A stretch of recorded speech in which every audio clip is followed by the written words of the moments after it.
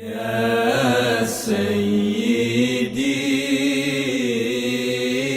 يا رسول الله يا من له الجاه عند الله إن المسيء. بسم الله والحمد لله والصلاة والسلام على رسول الله سيدنا مولانا محمد بن عبد الله وعلى آله وصحبه ومن والاه ولا حول ولا قوة إلا بالله. قال رسول الله صلى الله عليه وسلم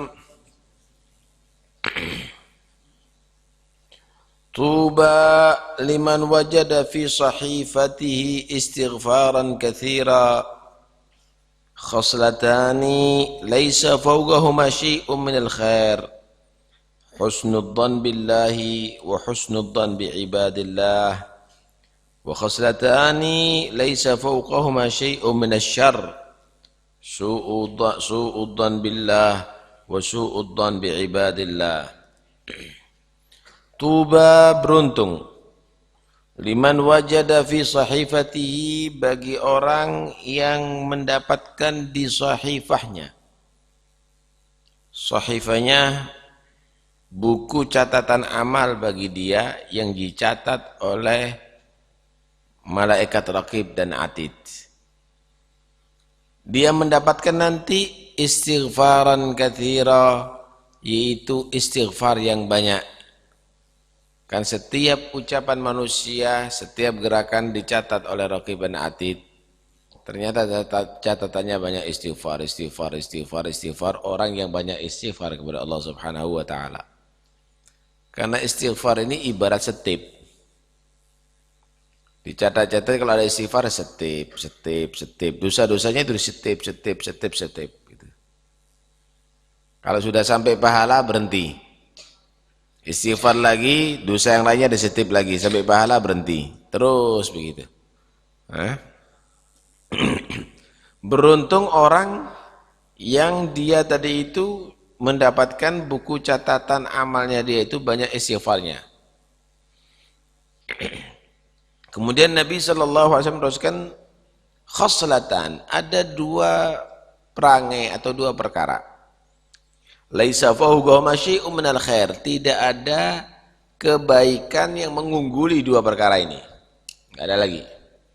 Ini kebaikan yang terunggul dua perkara ini. Karena itu jadikan ini adalah sifat kita dua perkara ini. Pertama yaitu husnudzan billah, husnudzan terhadap Allah. Yang kedua husnudzan bi ibadillah, husnudzan terhadap hamba Allah. Prasangka baik kepada Allah maksudnya adalah meyakini bahwa pilihan Allah lebih baik daripada pilihannya. Ketentuan dari Allah itu adalah lebih bagus dan manfaat bagi dirinya daripada selera hatinya. Gambarannya, Allah membuat seseorang misalnya sakit. Hendaknya dia husnudzan terhadap Allah. Aku sakit ini, mungkin Allah menghendaki, aku yakin, aku berprasangka baik kepada Tuhanku, Allah akan membuat aku orang yang bahagia nanti di akhirat. Sehingga nanti di sana aku tidak sakit karena diadab oleh Allah, karena sudah Allah berikan sakit ada di atas dunia. Bagus jadinya husnudzan terhadap Allah. Dia dijadikan orang yang hidupnya serba kekurangan, fakir, dia husnudzan kepada Allah. Mungkin Allah mengetahui jika aku menjadi orang yang kaya, Allah Maha mengetahui jika aku menjadi orang yang kaya, mungkin akan selalu lupa darinya. Mungkin aku akan bisa menjadi Fir'aun dan Qarun. Husnudzan terhadap Allah. Akhbiru la yarfa'un aswatahum. Jika dia dijadikan misalnya orang yang hina, dicaci misalnya, dia husnudzon. Mungkin ada bagusnya aku dicaci, karena jika aku dipuji akan menjadi orang yang angkuh dan sombong. Husnudzon kepada Allah, sehingga tidak pernah mengeluh terhadap Tuhan, seakan-akan Tuhan itu jahat. Kenapa aku melarat terus, kenapa aku sakit, kenapa. Tapi dia selalu berprasangka baik kepada Allah. Yang kedua yaitu husnudzon terhadap hamba Allah. Siapapun yang ia lihat, dia tidak merasa lebih baik daripada orang yang ia lihat, atau meremehkan orang yang lain. Husnudzon.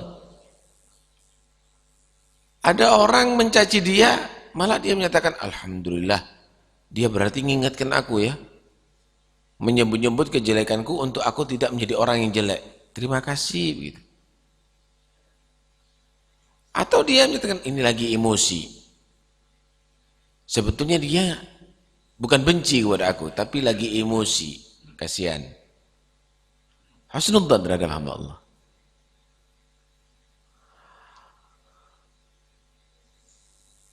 Karena itu adzan ini jangan dijadikan hukum. Perasaan itu jangan dijadikan hukum. Ya?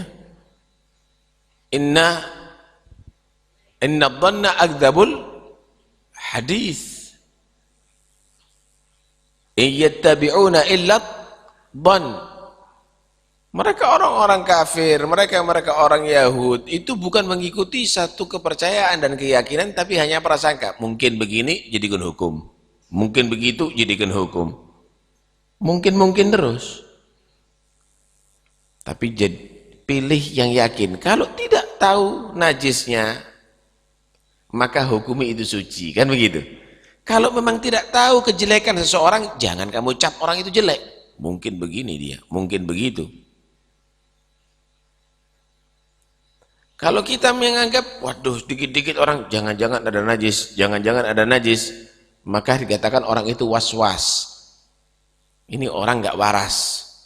Atau ini orang sudah terlena dengan gangguan daripada syaitan. Begitu juga jika kita berprasangka jelek kepada semua orang di hadapan kita, ini orang nggak waras. Atau dia menjadi orang yang terperangkap dengan syaitan sehingga semua orang di sekitarnya dia adalah dianggap jelek. Nah, karena itu husnudzan terhadap hamba Allah itu adalah satu perkara kebaikan yang terunggul.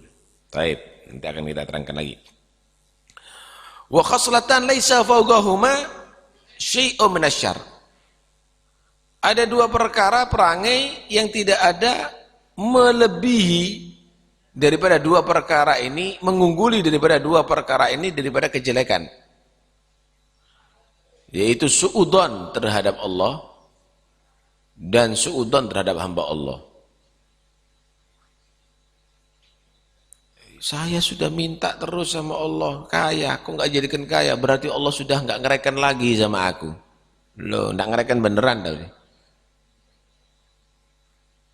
Berarti Allah sudah benci kepada aku. Berarti Allah sudah tidak sayang lagi sama aku. Kenapa kok tetangga anak terus saya dapat rezeki, anak nggak dapat? Orang yang demikian sesuai dengan perasaannya terhadap Tuhannya, Allah akan benci kepada dia, Allah tidak merahmati dia.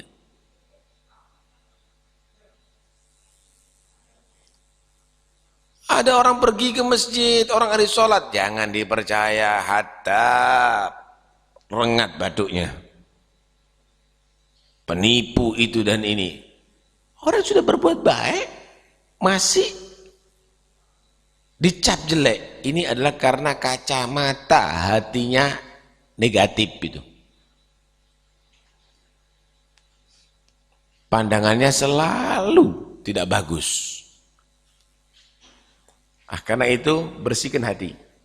Sehingga menjadi orang husnudzon terhadap Allah dan husnudzon terhadap hamba Allah. Kembali kepada husnudzon terhadap Allah. Bukanlah termasuk bagian husnudzon kepada Allah kalau ada orang yang maksiat kemudian nggak takut. Maksiat kepada Allah, kemudian dia husnudzon, Allah akan ngampuni dosa anak, nggak ada masalah. Maksiat terus saja dah, nanti istighfar diampuni sama Allah, nanti wudhu diampuni sama Allah. Perhatikan, manusia itu harus mempunyai dua perkara untuk sampai kepada Allah, yaitu al-khauf dan ar-roja. Takut dan berharap. Ini harus ada. Cuma dalam kehidupan dunia, orang itu harus lebih mengedepankan al-khauf.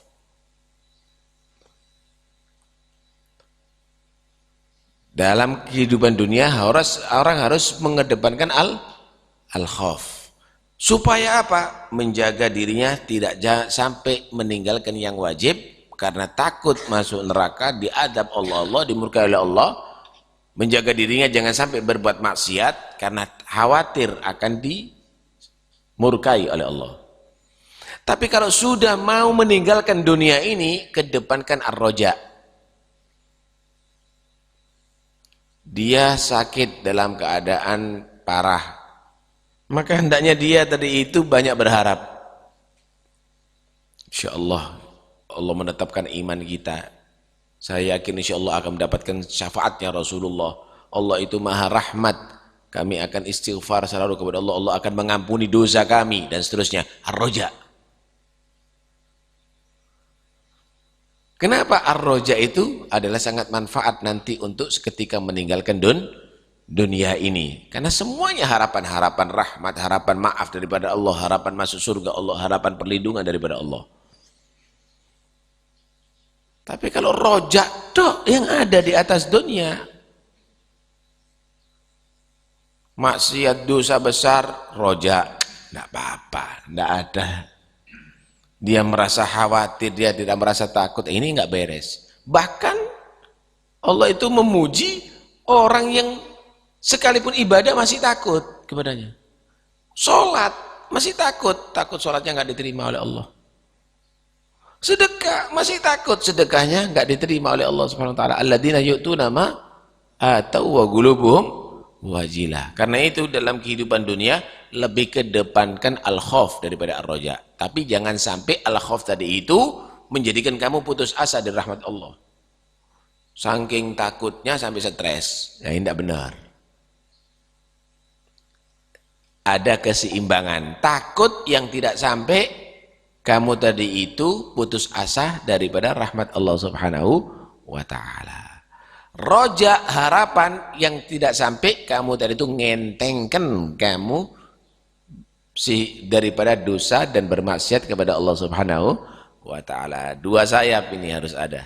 Ketika dua sayap tadi itu digerakkan, insya Allah naik ke atas. Begitulah al-khauf war-roja ini, ketika orang itu seimbang, maka insya Allah akan naik derajatnya di sisi Allah Subhanahu wa ta'ala. Dalam hadis Rasulullah sallallahu alaihi wasallam bersabda, la yamutanna ahadun illa wa huwa hasanudzan billah. Jangan sampai ada seorang yang mati di antara kamu kecuali menjadi orang husnudzan kepada Allah. Allah akan merahmati dia, Allah akan melindungi dia dan mengampuni dia. Ana inda dhanni abdi bi falyadun nabi masya. Aku ini Allah akan sesuai yang Allah putuskan dengan yang disangkakan oleh hambanya terhadap aku, kata dia. Maka terserah dia. Dia kalau menyangka baik, aku akan baik kepada dia. Dia menyangka jelek, maka aku pun Allah akan murka dan mengadab dia. Husnudzan terhadap hamba Allah. Ada perbedaan antara suudzon dan waspada. Hati-hati. Suudzon itu menvonis orang jelek.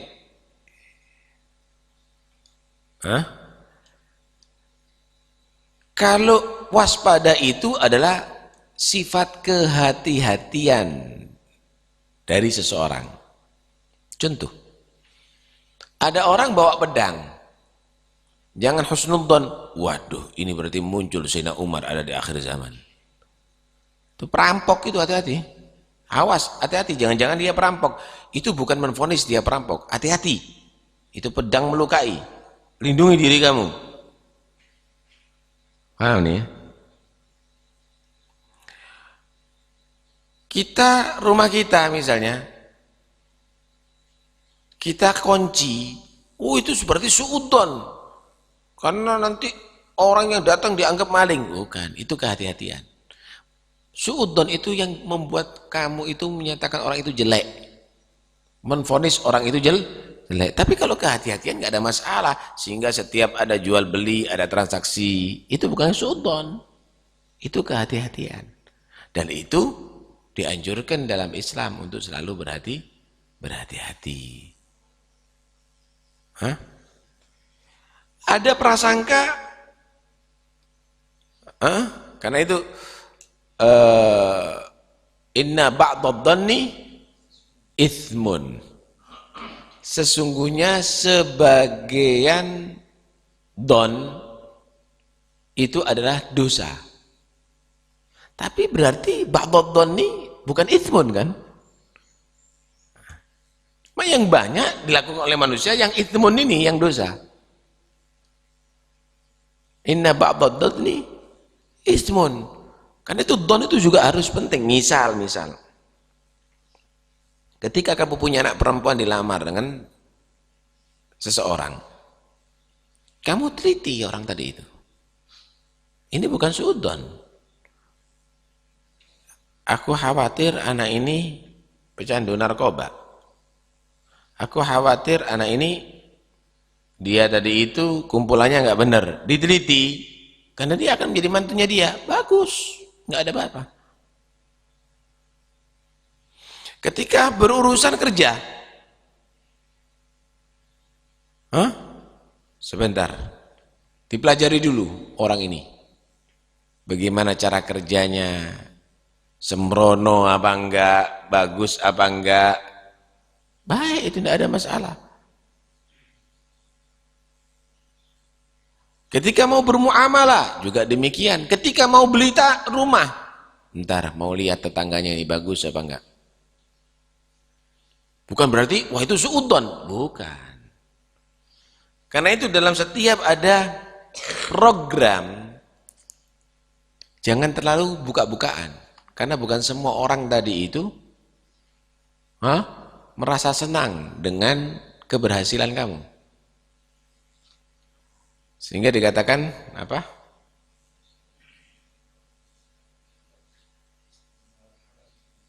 Ista'inu ala hawaijikum bil kitman katanya. Kamu harus bisa membantu keberhasilan kamu dalam semua hajatnya kamu, suksesan kamu dengan kitman. Jangan buka-bukaan begitu. Ntar lagi anak akan untung sekian itu dan ini dibobol sama orang nanti. Ista'inu ala hawaijikum bil kitman. Nah, karena itu yang dimaksud suudon itu adalah kalau menvonis orang itu jelek.